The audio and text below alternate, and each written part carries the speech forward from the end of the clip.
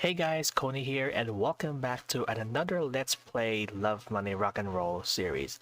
Now, a lot of things happened on the previous episode with the return of Catherine Winters, ex-girlfriend of Nikolai Adokin. And then we also got these following choices, not until Kyosuke and Himitsu came inside the classroom. So I decided to pick one of each of those choices. So I picked catch up with Catherine. A little bit of adrenaline rush happening right there, but we managed to catch her up at the gates of the school. You may notice they're having a little bit of argument, as you know, lovers quarrel to be specific. It doesn't end pretty well, as based on what I've seen and also my encounters in that one. So Nikolai went home early after the confrontation between Catherine Winters and him, to the point that he forgot to be with Himitsu to enter this new store that she mentioned at the first episode, where stores sell clothes, women clothing.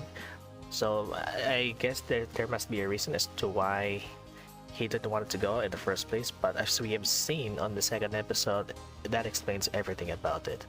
And then at that night, someone's knocking on his door, but nothing was in there except for the note, and what says you are in grave danger. This is not a hoax or a prank, but he still believed that this is just some kind of prankster's doing, and he keeps shouting until his neighbor just calm him down or just shut the fuck up as usual. Not until Himitsu came in the middle of the night just to check things out, just to make sure if Nikolai is okay. And then he came back to school another day, and then we actually encountered Ellie Kobayashi. That time when we got called out by the principals, and he also scolded about Nikolai's actions of cutting classes for no reason, but yet he's still doing it for the sake of looking for answers about the Catherine Winters return. Well, he got unlucky that the classes already started, so he decided to walk around the hallways of the school until he heard the music, and then Ellie was inside of the music room. And that's the progress where we left off in the previous video, so that is why we are going to continue the progress that we have left off. So without further ado, let's get into it. And before we continue, hit the subscribe button and also hit the notification bell to get notified for the upcoming videos in my channel, and also hit the like button if you find this content enjoyable, even though that might be the longest video that I have made so far in this channel. But regardless, it is what it is. What's done is already done. But anyway, let's move on and let's get into the third episode of Love, Money, Rock and Roll series. Enjoy. None other than Kobayashi Ellie. She was the last person I expected to find here. She was doing a fine job playing though. The tune was nice and the execution was equally good. Music, at least, was one area that I knew a thing or two about. Ellie herself seemed to be glowing with happiness, looking nothing like the prim princess I'd encountered in the principal's office this morning. Cool though this lyrical digression was, I certainly couldn't let a chance like this slip by. Well, who do we have here? Okay. Excuse me, let me compose myself. That's quite unexpected, as we have seen Ellie was completely shocked about what's happening. Anyway, moving on. The guitar went abruptly silent. My applause was the only sound interrupting the silence that had descended on the place.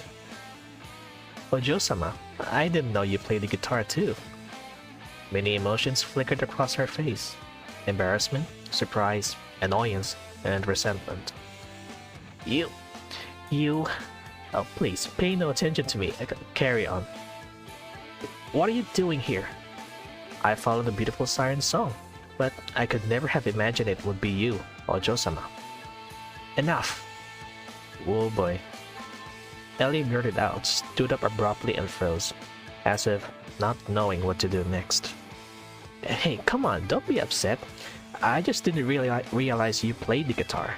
Somehow I wouldn't associate with you with the other instrument. Now the violin, maybe... I can play violin too. She cut in. Really? Well, that's cool. And why aren't you in class? It's no mystery why I'm skipping.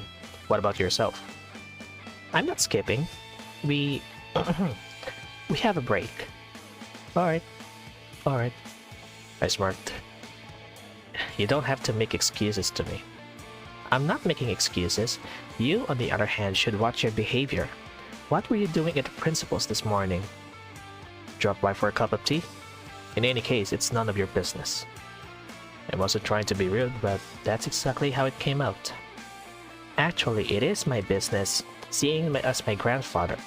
I'm aware. She gave me a surprised look. What? Is it a secret? No, of course not. Even so, suddenly we heard voices in the hallway. Oh boy. Come on, hide now. Hurry, hurry. Okay, she said. Ellie whispered anxiously. Why? You're on a break, and I'm used to it. I said sardonically, albeit in a lower vase. She didn't answer, but was looking at me pleadingly.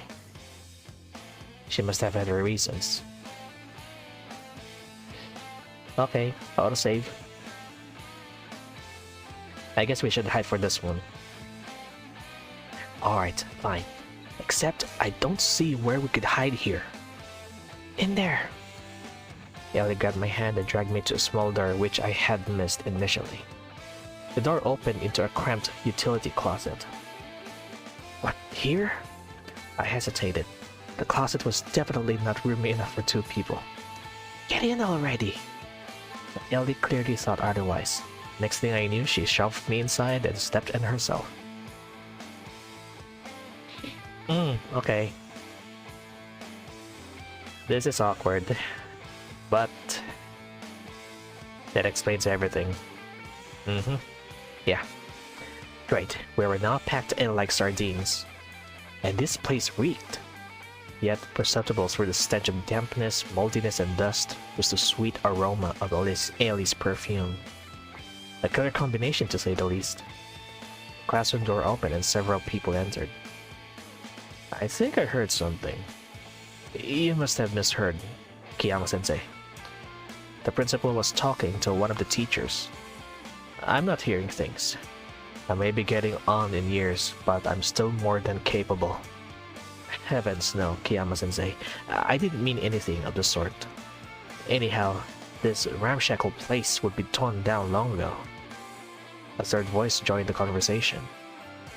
This ramshackle place, as you called it. The principal let out a sigh so loud I could hear it clearly even from the closet. I remember arriving here as a young teacher, right after the war.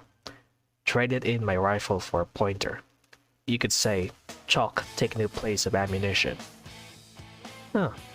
Who would have guessed that our principal was so sentimental? Okay. Ellie suddenly fidgeted. Naturally, anyone would be uncomfortable hiding in a cramped closet with too little room even for one person. Or was she uncomfortable with me in particular? I guess both ways, Nikolai. I don't know. I shifted my gaze to Ellie. Of course she was uncomfortable.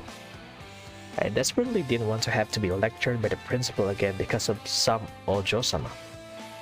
Would you be quiet? I hissed. She turned red like a boiled lobster. Hang on. Oh my god, her reaction. Anyway, so that explains everything about it. Inside the closet, in the middle of the school year. Nice. Yeah, her breathing became rapid and irregular. It really was an awkward situation. You said that earlier, come on. But it was for both of us, and I was still trying to hang on. Just because Ellie played the guitar didn't necessarily mean she had experience in the area of... Well, I didn't finish the thought. The girl's scent hit my nose with new strength, making my head spin. Though who was I to pass judgment on her experience? Yes, I dated Catherine, but I gotten somewhat used to her. Whereas here was a completely different girl standing next to me. Not just next to, pressed right against me. My heart started beating faster. I swallowed. Oh no. Calm down. Guys, you guys need to calm down, okay? This is an awkward situation, but you need to stick in there for a few minutes, okay? Until those teachers and principal left the room. Okay? Please, just calm down for a bit. Oh my god. Excuse me. Ellie looked up at me with a frightened look in her face. What do you want from me? I silently mouthed. She didn't respond, just kept fidgeting. Although her movements were now making the whole situation uncomfortable for me. I made a face that, in my mind, was supposed to mean quiet. Oh, you seem to have understood. Nice. Meanwhile, the principal continued his oration. And after all of that, you talk of... This is our cultural heritage. It should be made into a museum. Certainly, Kiyama-sensei. But let's go now. We have a meeting coming up. Yes. Forgive me. I got a bit carried away. The moment the door closed behind them, Ellie came flying out of the closet. First. I stepped out after her. I had to say something. It was a bit tight in there. Oh, she looked at me dumbfounded. Tight? Tight? You pervert! You groped me all over. I didn't touch you at all. You groped me with your eyes then. You think I couldn't see it? Feel it? But calm down already, will you? How could you grope someone with your eyes? And anyway, it was your idea to hide in there. Yes, but that's all there is to it. Ellie's expression turned dreary as she lowered her gaze. I suppose it's unbefitting a young lady to behave like this, isn't it? She smiled sadly. Well, I'm not the best person to give advice on these matters, but for what it's worth, I don't think there's anything wrong with playing the guitar. You must enjoy music a lot, huh? Yes. This time, her smile was more genuine. Then I don't see a problem. Just then, a distant bell announced it was break time. Alright, I've gotta go. See ya. Her final parting smile was utterly disarming. I was left standing alone inside an empty music classroom of the empty old wing. What a strange girl. This whole musical interlude made me entirely forget the reason I had wound up here in the first place. I'd been looking for Catherine. I had absolutely no desire to go back to class, where I could expect another scolding. Simply skipping was bad enough, but to have run out of the classroom right in front of the teacher? No thank you.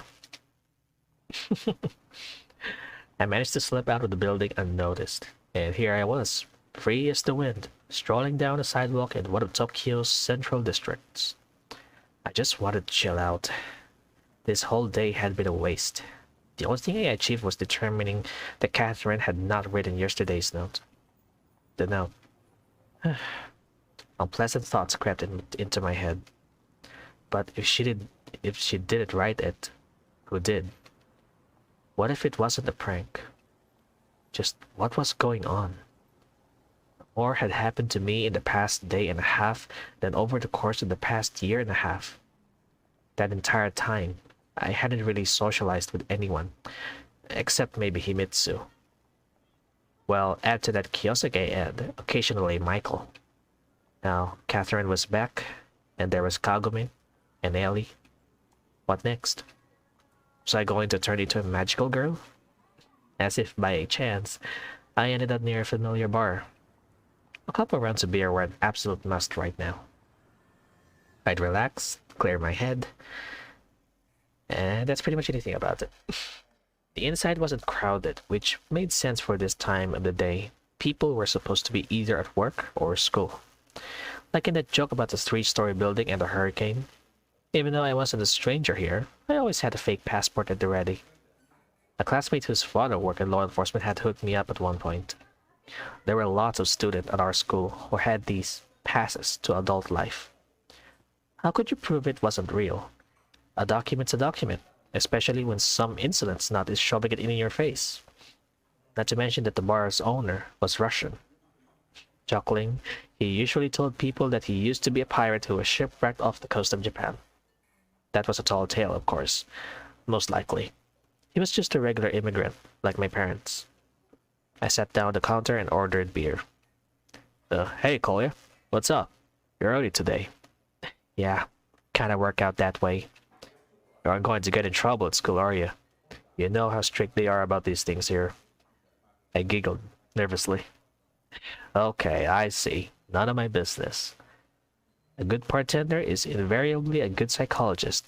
It's practically a qualification for the job. Beer at this place was served in pin-sized mugs, which made me very happy. Yeah. Squealing with pleasure after downing a tiny glass in one go was not my thing. Yuck. I took a long pull. Catherine's back. The bartender raised his eyebrows and asked with unfeigned surprise. And what are you going to do now? At times, I wondered if showing empathy to customers was something more than just a professional skill for him. What can I do? She hasn't been over eager to talk, and neither have I. At any rate, I'm certainly not going to throw myself at her. So, why is she back? Because of her mother's work, probably. She could have come by herself, right? Most likely not. So, I'm in this weird spot now. You know what they say? Life is like a zebra. A black stripe followed by a white stripe, then a black one again, then a white one again. Yep, and then the ass. We both laughed. You know what, Kolya? Don't get down, he said encouragingly. You still have your whole life ahead of you. The two of you will make up 100 times over yet. And if not, you'll find yourself another girl. Lots of them all over. The bartender spreads out his arms, inviting apprehensive looks from the few schoolgirls nestled at the table in the furthest corner of the room. Thanks for the comforting words. There's so much else besides that anyway. Life is in full swing, and each swing hits you on the head. Jeez, did he keep a glossary sayings under that counter?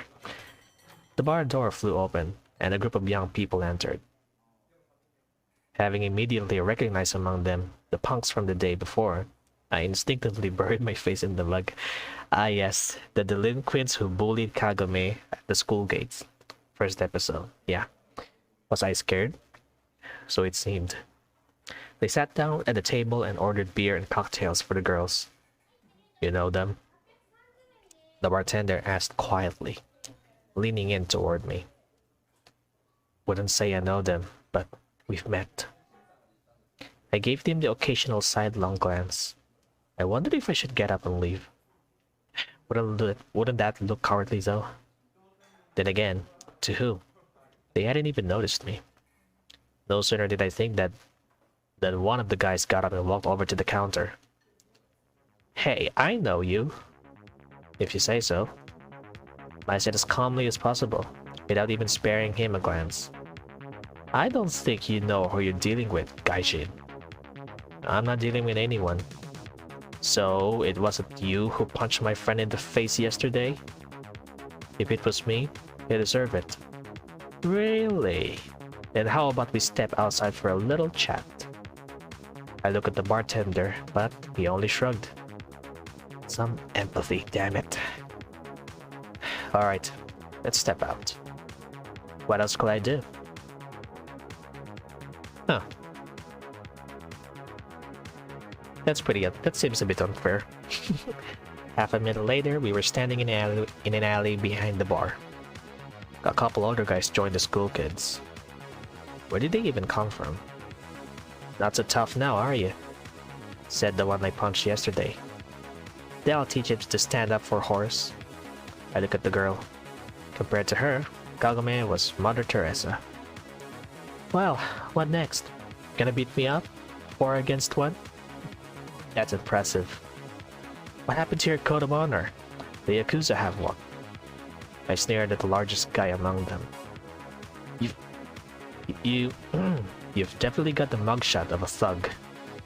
The other guys clenched their teeth, their expressions hardening. What did you say? Let's get it over with already. A thought flashed through my mind. What if I struck first? That way at least I'd retain a smidgen of self-respect. Huh. But I had no time to decide as a strong shove to the back threw me to the ground. Well, don't set your expectations high on that one, Nikolai. You know you're gonna beat up. That was low. Their blows hit hard, but they didn't go on for long. I curled up into a ball, covering my head with arms. It hurt.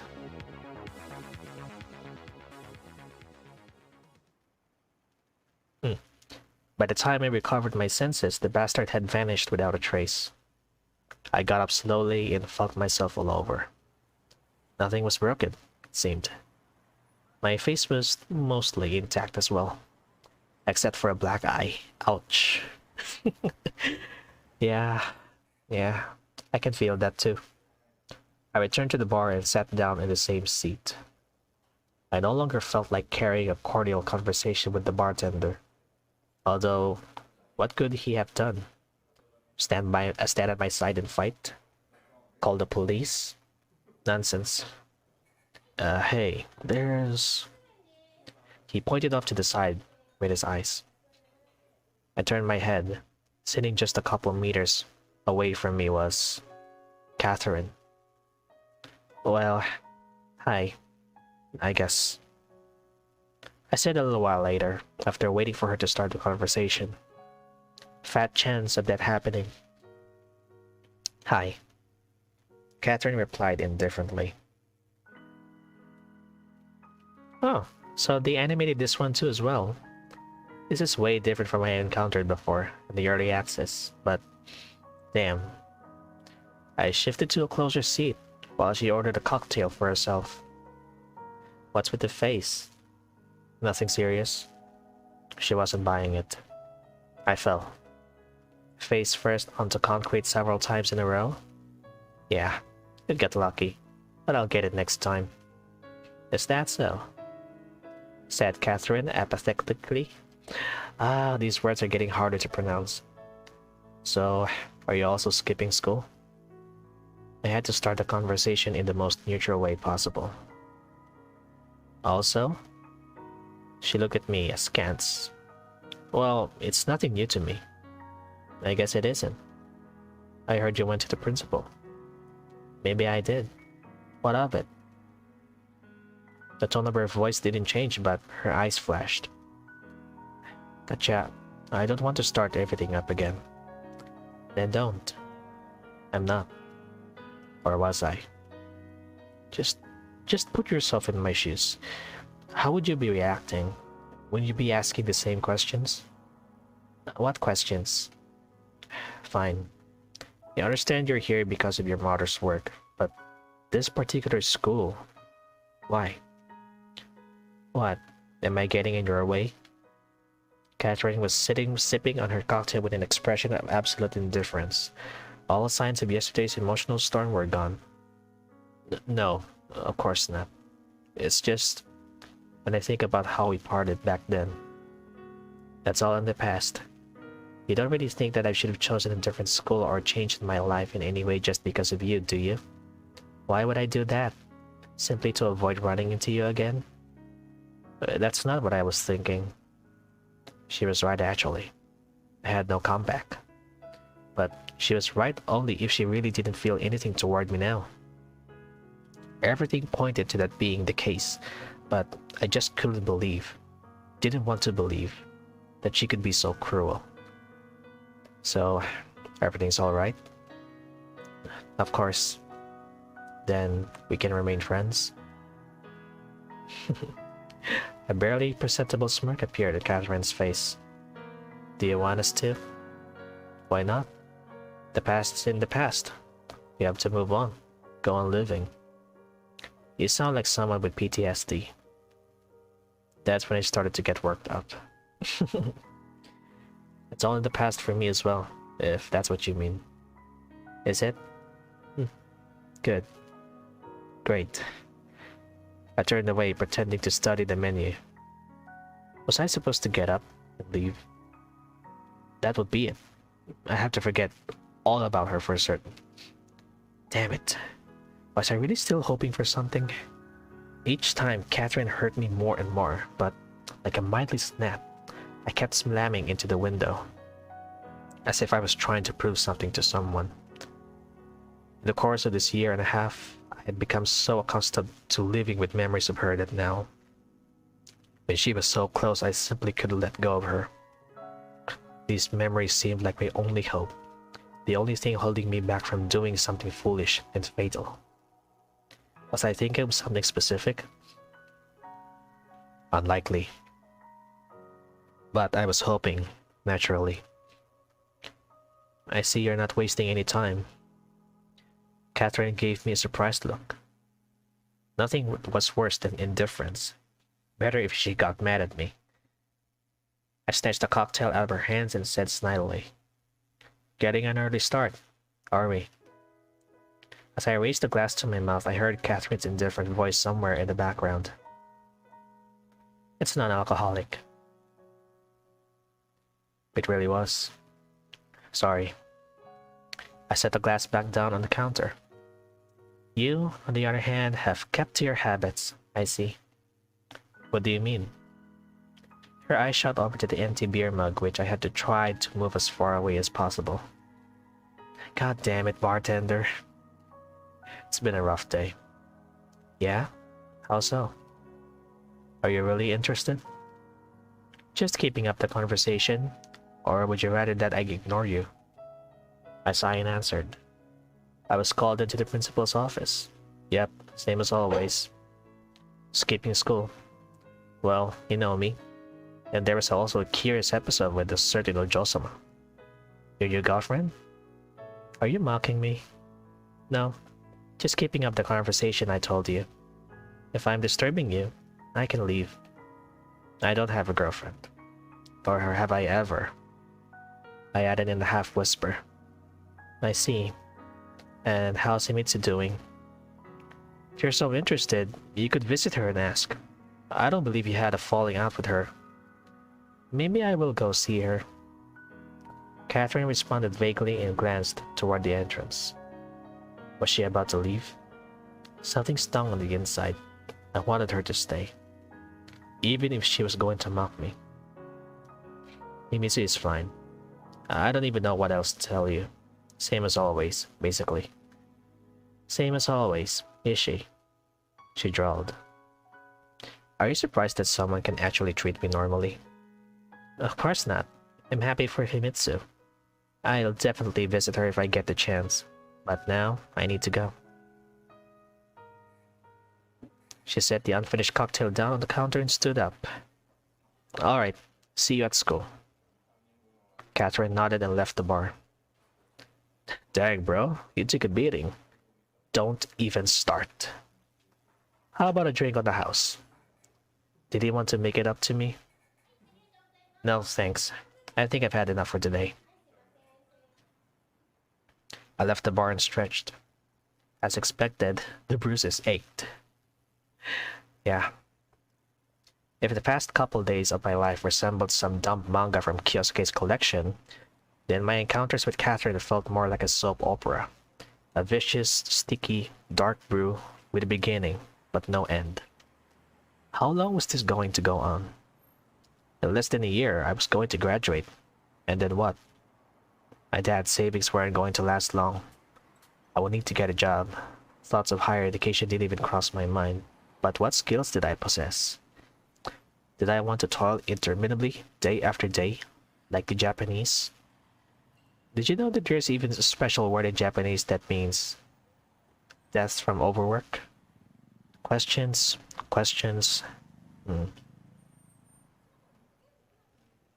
Oh, it's already afternoon on that one. It was getting late. I've been wandering aimlessly around the city for a number of hours, occasionally stepping inside stores or just window shopping. I was killing time, killing yet another day of my life. It was completely dark by the time I arrived at my house. The lights were on inside. I immediately remembered yesterday's note, and a light shiver ran down my spine. Nah, that was ridiculous. An assassin waiting for a victim inside their house with the lights on? Still, logical or not, someone was obviously inside. I carefully opened the door and saw women's shoes in the hallway. Himitsu. I should have guessed it right away. Who else had any needed me? Hi, I said nonchalantly, entering the kitchen. Mitsu was sitting at a set table. She had apparently been waiting for some time. Nico-kun, where have you been? I was worried. If a moment ago I might have been glad to see her, all that was out the window now. Not another interrogation. Oh, what happened to you? She jumped up from her chair when she noticed my black eye. Nothing serious. I ran into some robbers. 8 short work of them, but one got me in the eye. Stop talking nonsense. It's not nonsense. You want to see the police report? She pouted but calmed down, having probably realized that I was fine. I asked Kiyosaki-kun, and he said you were there for the last few classes. I wasn't. What of it? I snapped back. Nothing. It's just... so much has happened lately that I was worried. Why would you worry about me? Did you think I was going to go drown myself? No, I didn't. Nothing much has happened anyway. I was about to add, at least not to you, but stopped myself at the last second. After all, Himitsu had done nothing wrong. Meanwhile, she was looking at me expectantly. I had to tell her something. I debated whether I should mention Catherine. It's not like it's a secret or anything, right? We didn't do anything objectionable. Still, maybe Himitsu didn't need to know about this.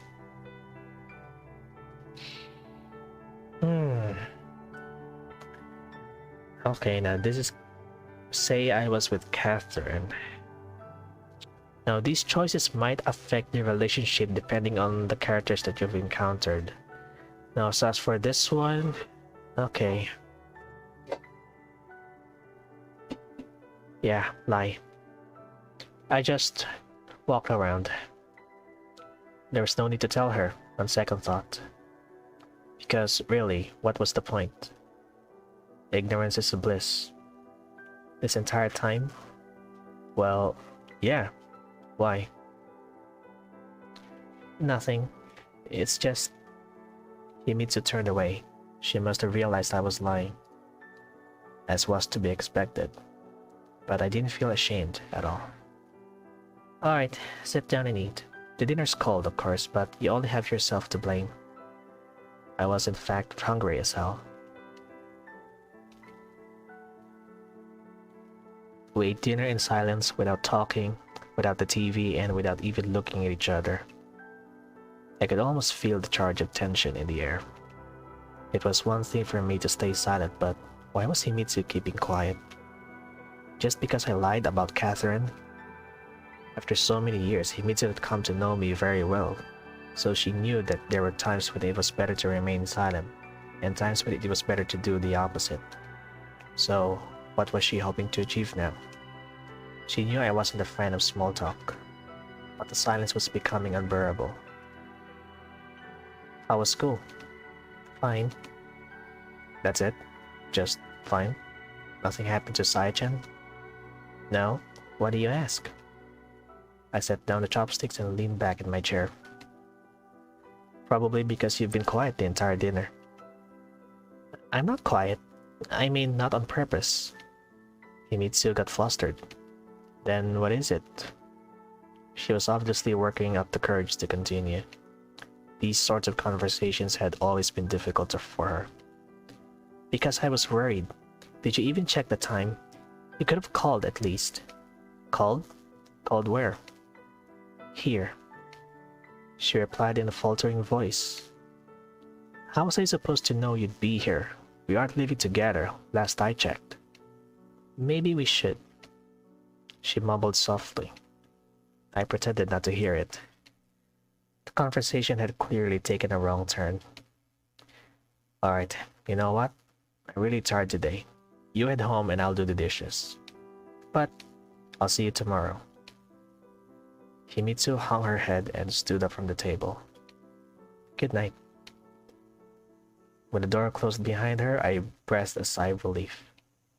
Right now, I absolutely needed some alone time. I felt as though trapped between two fires. or even 3 or 4. A veritable ring of fire that was slowly but surely closing in on me. And how was I acting? Sluggishly and indifferently, like a decrepit old man who had long stopped caring about his life. On one hand, there was Catherine, who I simply couldn't put out of my mind. On the other, there was Himitsu, who clearly wasn't happy to see Catherine back. Then there was also the note, the new acquaintances, my non-existent plans for the future, and the future itself, shrouded in a thick haze of uncertainty. I stretched out in bed and remembered Ellie. Even if the closet episode felt like it had been ripped straight out of Satake manga, it had still been a pleasant one. What if Ellie could help with the note somehow? No doubt, she had good connections. As for Himitsu and Catherine, come what may, maybe things would resolve themselves. With these thoughts, I fell asleep.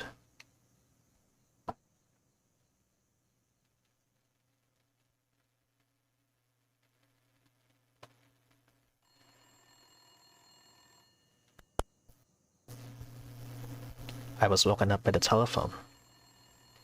What time was it? It cost me some pains to make it to the phone. Hello? I sounded terribly groggy. Nikolai, you're in great danger. You need to be extremely careful. A voice said in Russian. I can't speak Russian, sorry. I was still half asleep, so I couldn't really understand what was going on. What? Who is this? I repeat, be extremely careful. Pay particular attention to what you are doing, who you talk to, and what you talk about. The voice sounded unnatural, as though the speaker had pressed a cloth against the receiver. Who is this? What do you want? Was it you who left the note? You've been warned. Beeping.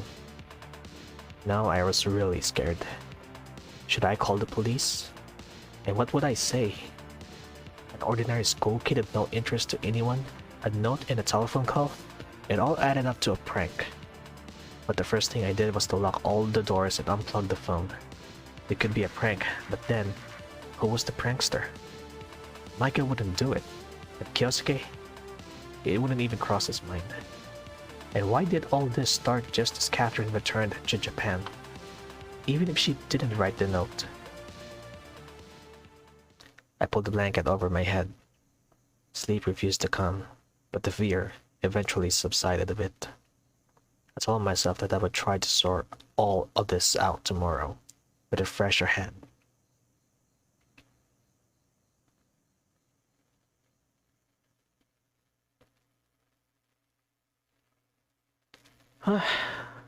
Nice. September 9, 1987.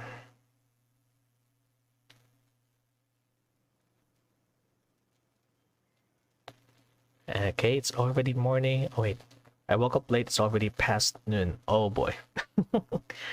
Okay, now that's a bad news for you, Nikolai. You could have at least put on an alarm or something just to make sure you didn't miss school. But regardless, wait a minute. Am I recording? Yes, I am recording. Still recording. Now, I have to shorten things up first. I accidentally made the video that's more than 1 hour. So I gotta save this thing up for the next video, I would say. But yeah, a lot of things happened too on the third episode. So anyway, that's it for the third episode of Love Money Rock and Roll series, and thank you so much guys for watching. And as I said earlier, hit the subscribe button and also hit the notification bell to get notified for the upcoming videos if you're new watching this video right now. Well, that's pretty much anything about it. See you guys, and take care, stay safe. Goodbye.